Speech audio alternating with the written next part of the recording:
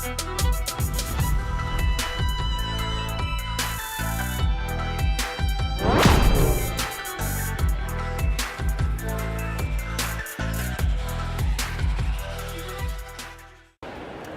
welcome to a special edition of Tech Tuesday.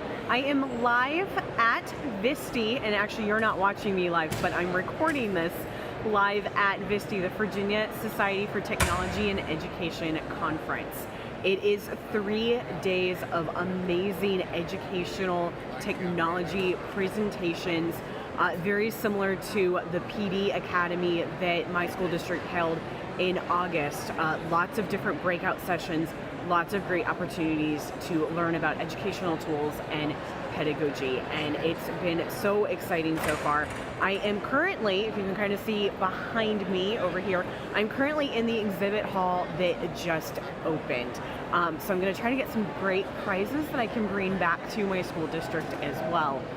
But so far it's been such a great conference. This is day 2 of 3. So in today's episode, I want to share with you some of the things that I've been learning at the conference. It's been so great so far. Yesterday, I got the chance to present at VSTE for the very first time. It was a little terrifying, but very exciting as well, and the session went so well.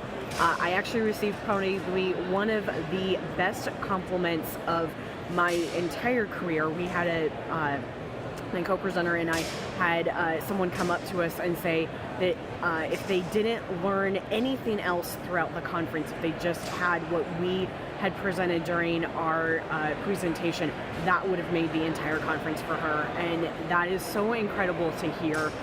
We talked about video-based projects and how you can foster creativity through those projects. Hopefully I'll be able to talk a little bit more about that in a future episode. I've got to say, I'm just really proud of myself for putting myself out there and presenting to such a large crowd of people. It's actually a sold-out conference, and that's pretty incredible, and it's the largest amount of attendees they've ever had at VSTE in their 33-year history.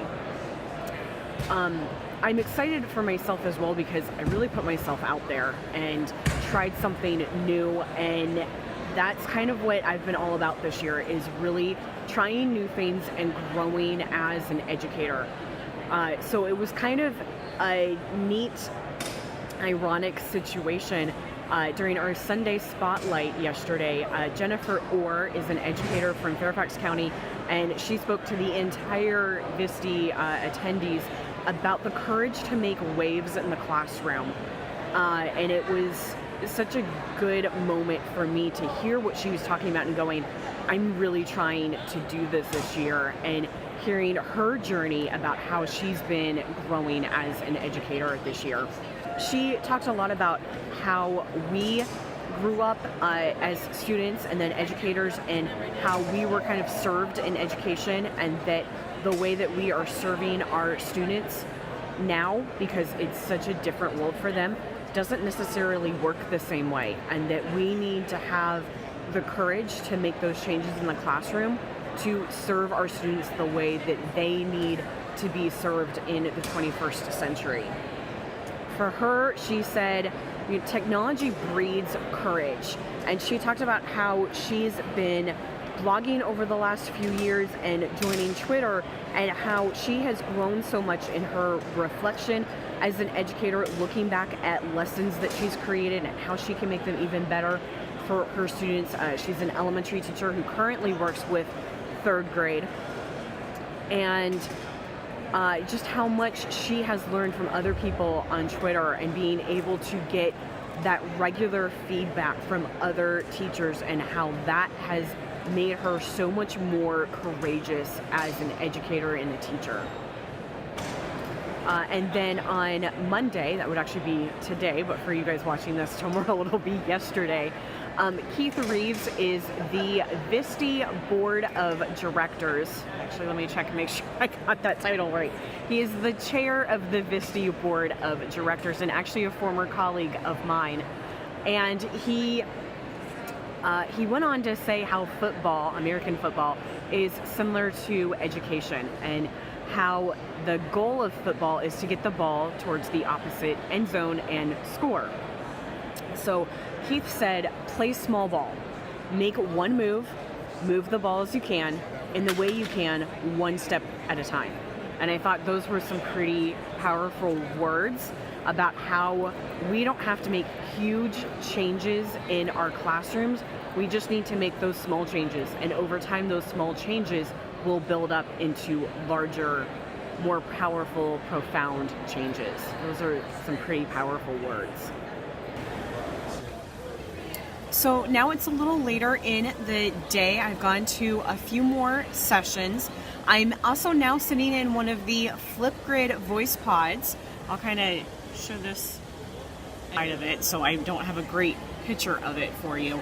But I wanted to take a few minutes and talk about some of the sessions that I've attended and some of the thoughts that I've had after these sessions.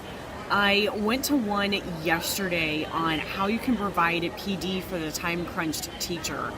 Obviously, that's going to be a big thing for me because I know you guys have so many different things that you're going to and running to and from, so I wanted to get some good ideas, and I think I have a couple.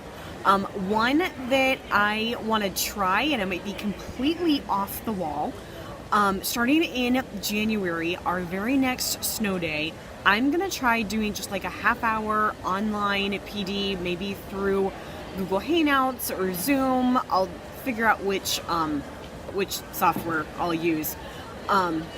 But I think that would be kind of cool to try. Wise County in Southwest Virginia is trying this, and of course they probably get more snow days than we do, but they've had upwards of 150 teachers joining their online PD during snow days. So I thought, hey, let's try it here, see how it goes. It might be for some of you, it's a great time to actually sit down and have some time to process, or you might have little ones running around. It may not be the right time, but it's something that I could also record and you can check out later. Another session that I went to today was, and I'm going to look this up here because this is a really long title, Incorporating Technology and Project-Based Learning for Language and Content Acquisition. It's for your ESOL students level 1 through level 3 and giving them project-based lessons that will work for them. They have these really detailed packets, but chunk things in such a way that it really gives them good times to focus on skills. One of the ones that I looked at was on thesis statements and helping them to develop good thesis statements that would go along with arguments and persuasive arguments. So it was so cool.